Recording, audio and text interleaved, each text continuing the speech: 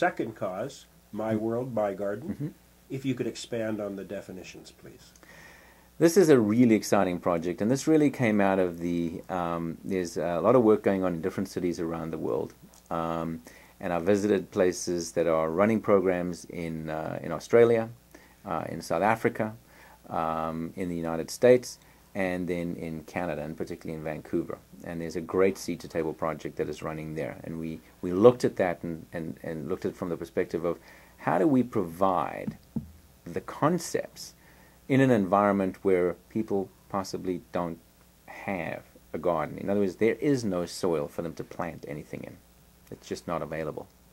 And so what we've come up with a concept is how we can use recycled Coke bottles and a framework where we can actually create a living, it's a cone, but it could be a living wall, garden, which is more importantly a living food wall.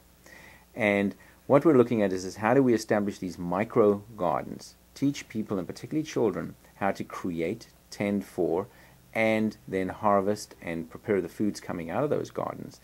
But then taking the excess as they grow it from a micro garden or have perhaps 2 of these pods and turn it into a mini garden. From a mini garden we can actually plant out of the pods into a community garden, and a community garden provides the excess food into a community kitchen. And all of these being micro businesses that the community owns.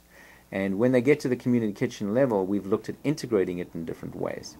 So we've approached orphanages, which are seen as a net draw on society.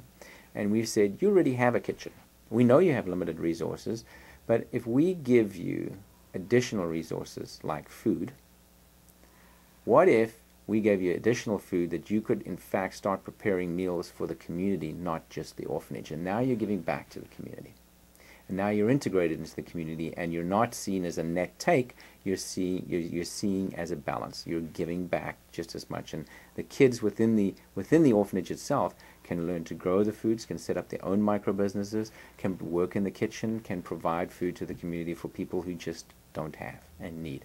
And so this is really a very exciting project, and it's one that particularly in the rural areas, the people there already understand it. And in fact, the beauty of it is we're going to teach organic, sustainable farming, but they already farm organically. So it's wonderful, very, very exciting.